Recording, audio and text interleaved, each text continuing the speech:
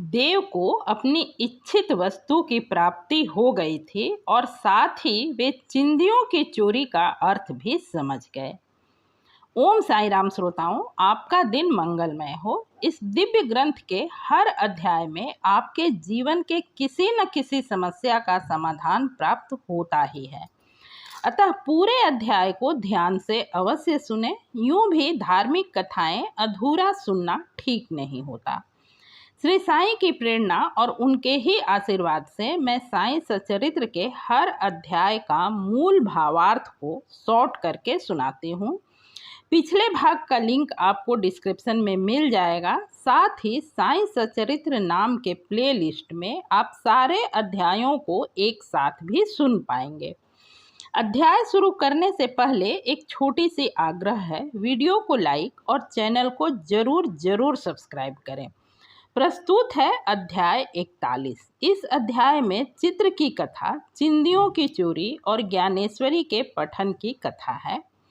कथा 1, चित्र की कथा। हेमांड पंत को बाबा की तस्वीर सौंपने के 9 वर्ष बाद एक दिन जब अली मुहम्मद हेमांड पंत से मिले तो उन्होंने उस तस्वीर की कथा सुनाई। एक दिन मैंने बम्बई में घूमते हुए एक दुकानदार से बाबा की वह तस्वीर खरीदा और उसे फ्रेम करा अपने घर लाकर दीवार पर लगा लिया, जहां कुछ और संतों की तस्वीर भी लगी हुई थी।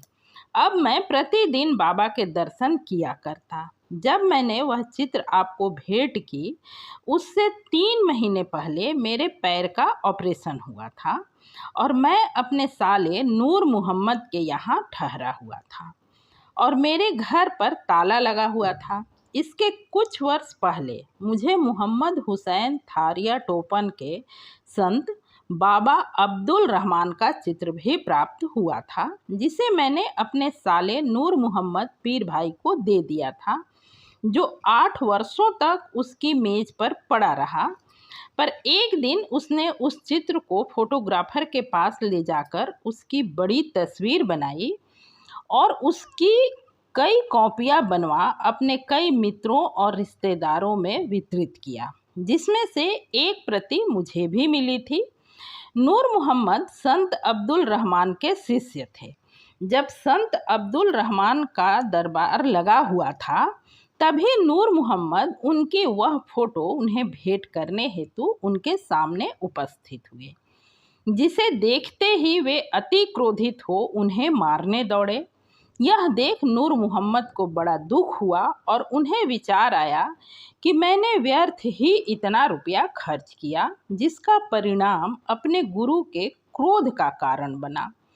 उनके गुरु मूर्ति पूजा के विरोधी थे, इसलिए उन्होंने अपोलो बंदर जाकर एक नाव किराए पर ले बीच समुद्र में जाकर उस फोटो को विसर्जित कर दिया।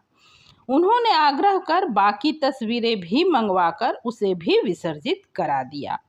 उस समय मैं अपने साले के घर पर ही था। उसने मुझसे कहा, यदि तुम अपने घर पर लगे सभी संतों के तस्वीर को समुद्र में विसर्जित करा दोगे तो शीघ्र ही ठीक हो जाओगे। तब मैंने अपने मैनेजर मेहता को अपने घर भेज उसके द्वारा वहां लगी सभी तस्वीरों को विसर्जित करा दिया। 2 माह बाद जब मैं अपने घर पहुंचा तो बाबा के चित्र को पूर्ववत देख आश्चर्य हुआ। मैं समझ न सका कि मेहता ने अन्य सब चित्र तो विसर्जित कर दिए, पर यह तस्वीर कैसे रह गया। तब मैंने उसे तुरंत वहां से निकाल लिया। कहीं मेरे साले की नज़र इस पर पड़ गई तो वह इसकी भी इतिश्री करा देगा। मैं यह विचार कर ही रहा था कि इस तस्वीर को कौन अच्छी तरह संभाल कर रख पाएगा, तभी स्वयं बाबा ने ही मुझे सुझाया कि मौलाना इस्मू मुजाविर के पास जाकर इस विषय में परामर्श करो। मैंने मौलाना साहब से भेंट की और सारी बातें उन्हें बताई। कुछ देर विचार करने के बाद उन्होंने उस चित्र को आपको भेंट करने को कहा। तब हम दोनों ने वह चित्र आपको भेंट की। श्रोताओं, यहाँ एक सवाल सहज ही मन में उठता है कि बाबा ने सीधे सीधे नूर मोहम्मद को हेमांड पंत का नाम क्यों नहीं सुझाया। तो श्रोताओं, जो मैं समझ पाई हूँ वह मैं आपसे कहती हूँ। करने को तो साईं स्वयं ही किसी और वेश में या किसी भी और तरीके से फोटो को स्वयं ही हेमाड पंथ के पास पहुंचा सकते थे, पर जिस तरह श्री कृष्ण स्वयं सक्षम होकर भी अर्जुन को अन्य गुरु महात्माओं के पास भेजते थे, बस उसी तरह मौलाना साहब के दर्शनार्थ ही साईं ने उन्हें वहां भेजा। श्रोताओं, एक अनुरोध है, वीडियो को अंत तक अवश्य सुने।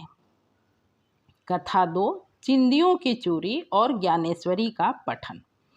श्री बीवी देव, जो उस समय डहानों के मामलेदार थे, को बहुत समय से अन्य धार्मिक ग्रंथों के साथ साथ ज्ञानेश्वरी के पठन की तीव्र इच्छा थी।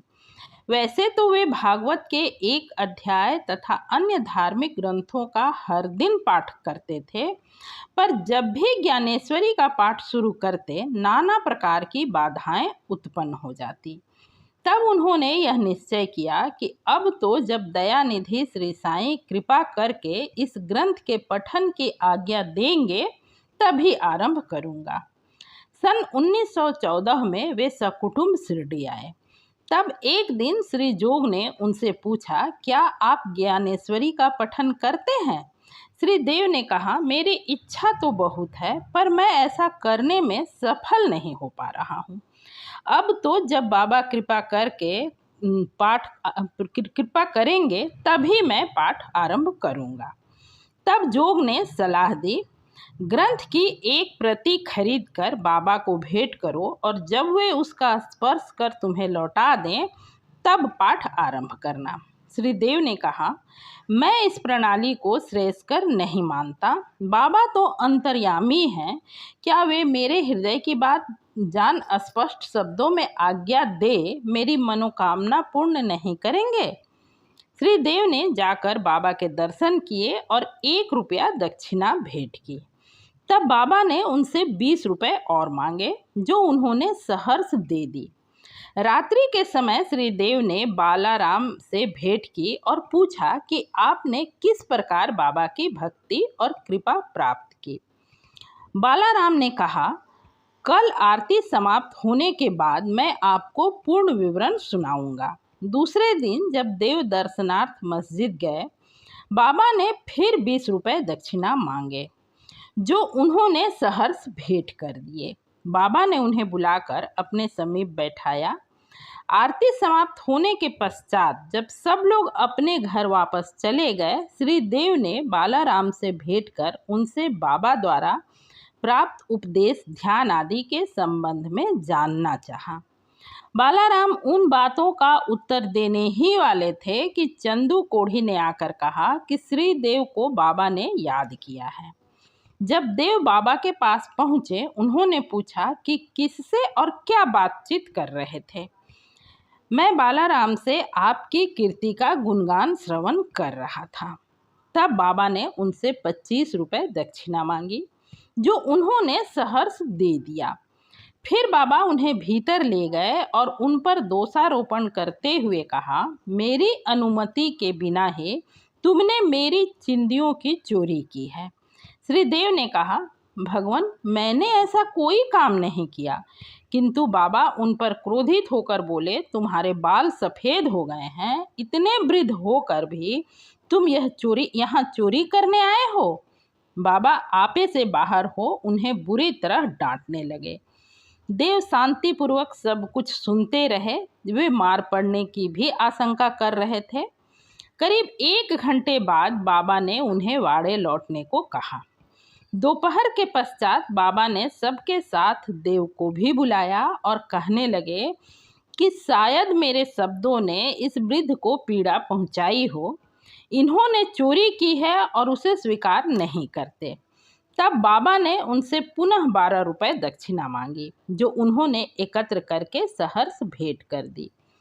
तब बाबा ने देव से पूछा, तुम आजकल क्या कर रहे हो? देव ने उत्तर दिया, कुछ भी नहीं। तब बाबा ने कहा, प्रतिदिन ज्ञानेश्वरी का पाठ किया करो और जो कुछ पढ़ो उसका अर्थ प्रेम और भक्ति पूर्वक दूसरों को भी समझाओ। मैं तो तुम्हें सुनहरा सेला देना चाहता हूँ, फिर तुम दूसरों के समीप चिंदियों की आस में क्यों जाते हो? ज्ञानेश्वरी के पठन की आज्ञा प्राप्त कर श्रीदेव अति प्रसन्न हुए। उन्हें इच्छित वस्तु की प्राप्ति हो गई थी।